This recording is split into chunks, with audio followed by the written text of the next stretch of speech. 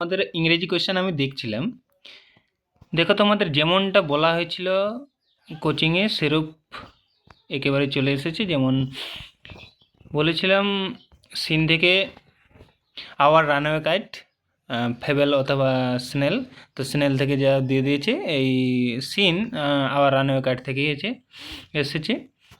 তাহলে তোমাদের পড়তেও হবে না, দেখো অ্যান্সারগুলো। প্রথম অ্যান্সার দেখো, big half moon is the name of a or N. তাহলে বিগ হাফ মুনটা আমাদের কার নাম ছিল? একটা, তাহলে এটা ছিল আইল্যান্ডের। 2 নম্বর দেখো, the age of cloud is, এটা ছিল 12 ইয়ার ওল্ড। তারপরে কোয়েশ্চেন দেখো, এস্তার ইজ দ্য, যেহেতু লেখক বলছিল আন্ট এস্তার, সেহেতু এটা ছিল the sister of the narrator's father, অর্থাৎ 4-এরটা অ্যান্সার হবে। ক্লড, তারপরে কোয়েশ্চেন দেখো, Claude and the narrator use to quarrel with the mainland children. তারপরের question, father looked sad when he was asked about relatives.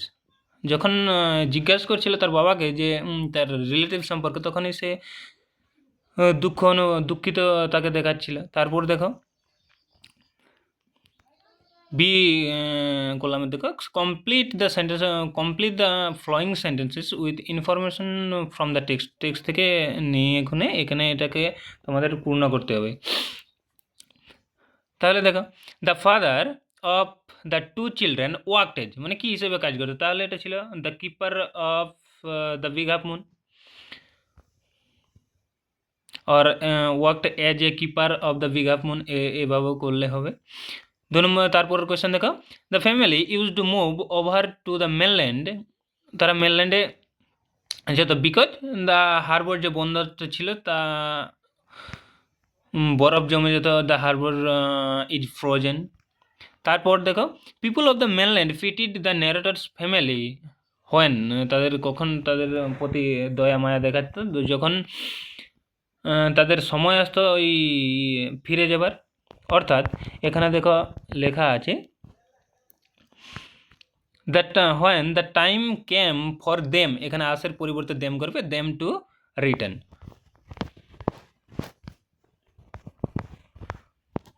হ্যাঁ, তারপর ট্রু ফলসগুলো দেখো, the family found their relatives because of the kites. হ্যাঁ, এটা true. স্টেটমেন্টসটা একটু দেখে নিয়ে লিখবে। No family living on the mainland had relatives. কোনো পরিবারই কি মেনল্যান্ডে যারা মেনল্যান্ডে যারা বসবাস করতো তাদের কি কোনো রিলেটিভস, মানে যাদের রিলেটিভ ছিল তারা কি কোনো পরিবারে মেনল্যান্ডে বাস করতো না? এরকমভাবে দিয়েছে, এটা একটু ঘুরিয়ে দিয়েছে। তাহলে এটা ফলস হবে, যেহেতু মেনল্যান্ডে যারা ছিল তাদের সবার রিলেটিভ ছিল, কিন্তু লেখকদের রিলেটিভ ছিল না। তারপরে দেখো পোয়েম দিয়েছে দ্য স্নেল থেকে। তাহলে এটা পড়তে হবে না, তোমাদের কোয়েশ্চেনগুলো দেখে অ্যান্সার হয়ে যাবে। দেখো, টিক দ্য কারেক্ট অল্টারনেটিভ দিয়েছে to complete the following sentences. এর কোয়েশ্চেন দেখো, the snail sticks to the wall as if he grew দেয়ার।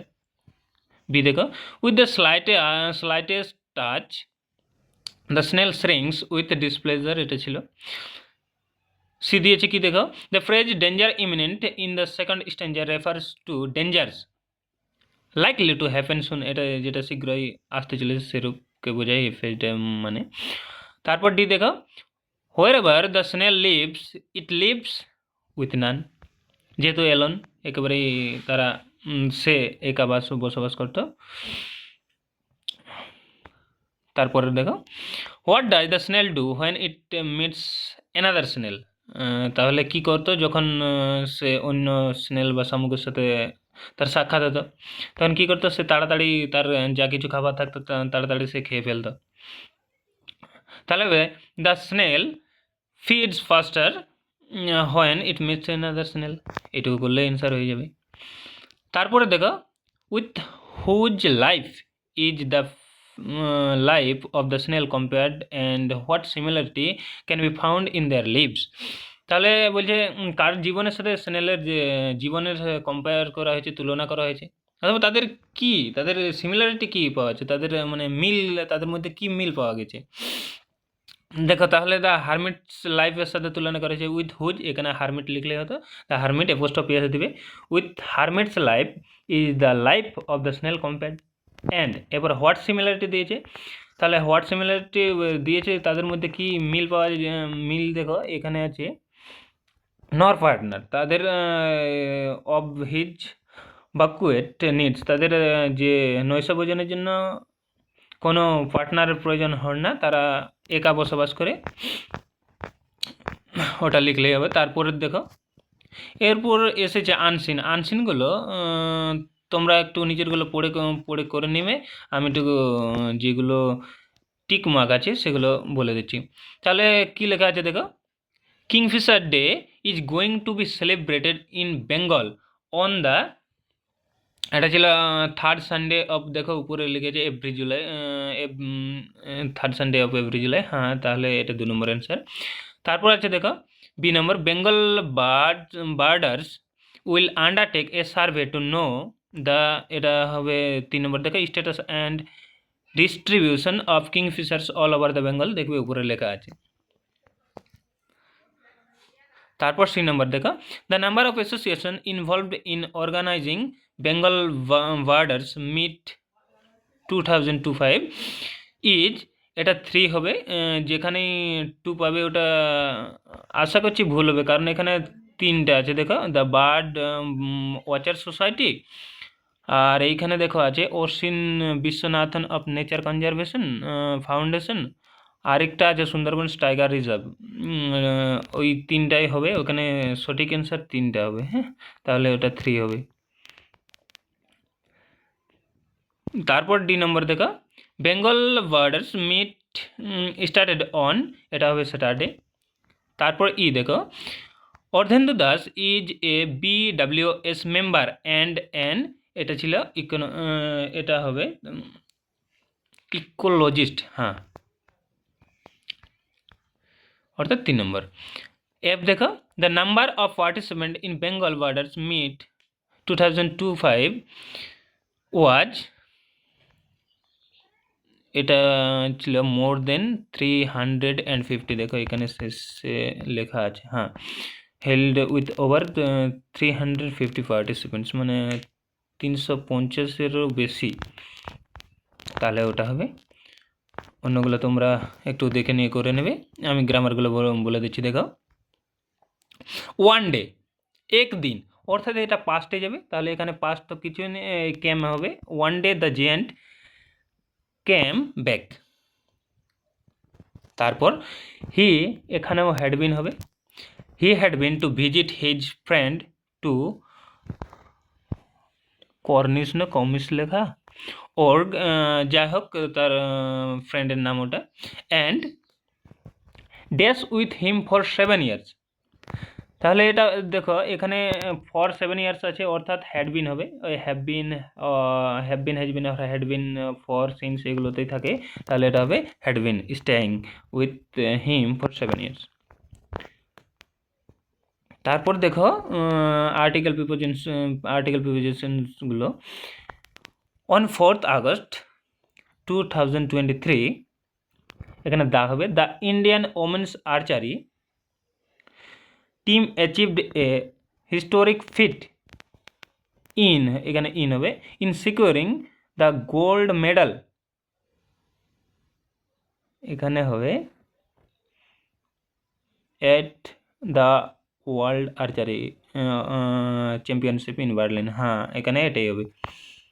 তারপর দেখো এখানে যে my father lives in a big house, the house is near the river, join into a single sentence, অর্থাৎ তুমি যে কোনো সেন্টেন্সে জয়েন করতে পারো, কমপ্লেক্স, কম্পাউন্ড, সিম্পল, যাই হবে আর কি। এখানে দেখো তাহলে অ্যান্সার করতে পারো, মাই father lives in a big house which is near the river, কারণ এখানে হাউসটার জায়গায় হুইচ লিখে দিলেই আর হাউসটাকে তুলে দিলেই এটা যথেষ্ট।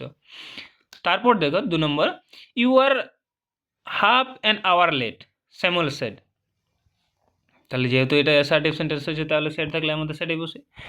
স্যামুয়েল স্যাড দ্যাট, লিঙ্গার হিসাবে দ্যাট, স্যামুয়েল স্যাড দ্যাট, এখানে ইউ বলা হয়েছে। ইউ যদি আমাকে এখানে নিজে ভেবে নেওয়া উচিত, এখানে নিজে ভাবলে ওটা ইউটা আইয়ে রূপান্তরিত হবে, আরটা ওয়াজে, অর্থাৎ I was half an hour late এমনি লিখলেও হবে। আবার হি যদি কেউ করে, আশা করছি হিটাও কোনো সমস্যা হবে না। তারপর দেখো 3 number, at every station sorrowful crowds filled the platform, একটা ভয়েসন দিয়ে দিয়ে। তাহলে এখানে সাবজেক্ট ভাব অবজেক্ট তোমাকে আগে খুঁজতে হবে, তাহলে এটা হবে। দেখো এখানে অ্যাট এভরি স্টেশন, এটা এর ভাবের মধ্যে পড়ে, তাহলে সরোফুল ক্রাউডস আছে, সরোফুল ক্রাউডস, এখানে সরোফুল ক্রাউডসটা হলো আমাদের সাবজেক্ট, ফিল্ড হলো ভাব, আর দ্য প্ল্যাটফর্ম হলো অবজেক্ট। তাহলে দ্য প্ল্যাটফর্ম দিয়ে শুরু করি। দ্য প্ল্যাটফর্ম, দেখো ফিল্ড আছে মানে ভার্বের 2 নম্বর অর্থাৎ সিম্পল পাস্টে আছে, সেহেতু ওয়াজ ওয়ার হবে। তাহলে the platform was field, at every স্টেশনটা আগে লিখে নেবে, অ্যাট এভরি স্টেশন, তারপর এটা শুরু করবে।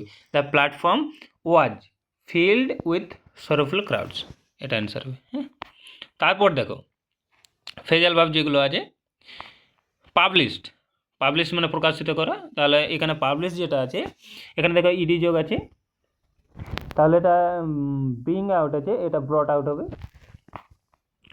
তারপর আই উইল, তারপর ওয়ার আছে, আমি ডাইরেক্ট নিয়ে যাচ্ছি ওয়ার, তাহলে ওয়ার যেটা আছে, ওয়ার মানে পরিধান করা, অর্থাৎ পুটন, এটা পুটন হবে। উই শুড অ্যাবান্ডন আছে, এখানে we should abandon bad habits, এটা ব্যাড হ্যাবিটস এখানে ত্যাগ করার কথা বলা হয়েছে, তাহলে এটা হবে গিভ আপ। তারপরে দেখো এখানে যে পেসেজটাতে যে ইয়েগুলো দিয়ে আছে, এটাকে কি বলা চলে, সিনোনিমস। হ্যাঁ, এগুলো দেখো, এই তোমাদের যে আনসিন ছিল সেই থেকে তোমাদের দিয়েছে, ওইখানেই তোমাদের সব কিছু আছে, এগুলোর সিনোনিমসগুলো তোমাদের খুঁজে খুঁজে লিখতে হবে। তাহলে the natural home of A plant or an animal, মানে তাদের প্রাকৃতিক যেখানে তারা বাস করে সেটাকে কি বলে, তাহলে সেটা হবে হ্যাবিটেট। তারপর দেখো ভ্যারাইটি, ভ্যারাইটি মিনস, ভ্যারাইটি বলতে যাই বিভিন্নতাকে বোঝাই, তাহলে ওখানে হবে,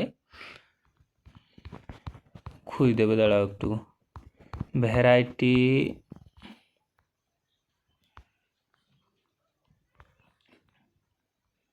এখানে অ্যান্সার হবে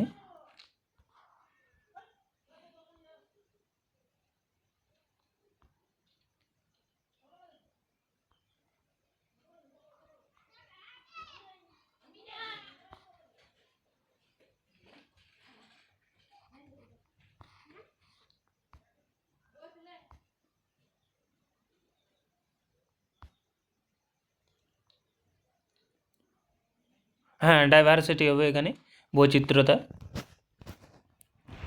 তারপর দেখো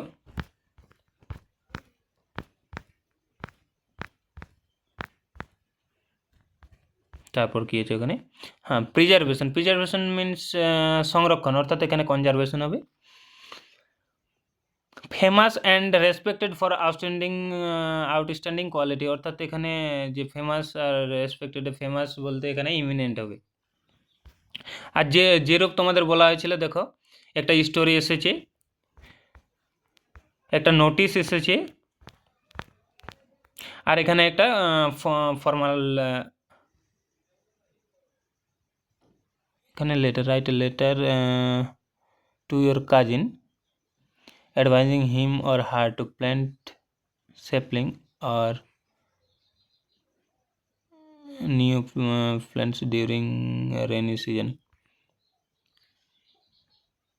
হ্যাঁ, এখানে একটা বন্ধুর চিঠি তোমাকে বলছি যে বর্ষার সময়ে চারা গাছে লাগানোর জন্য তাকে উপদেশ দেওয়া বা বলা, এই সম্পর্কে তোমাদের বন্ধুর চিঠি বলেছে। তাহলে একটা বলেছিলাম বন্ধুর চিঠি, একটা দেখো নোটিশ বলেছিলাম, আর একটা শর্ট স্টোরি, এগুলো সবই এসেছে। এই ছিল তোমাদের ইংরেজি প্রশ্নপত্র, আর এই হলো তোমাদের সঠিক সমাধান। দেখো তোমরা কে কত পেয়েছে কমেন্ট করে জানাও। আবার দেখা হচ্ছে অন্য ভিডিওতে।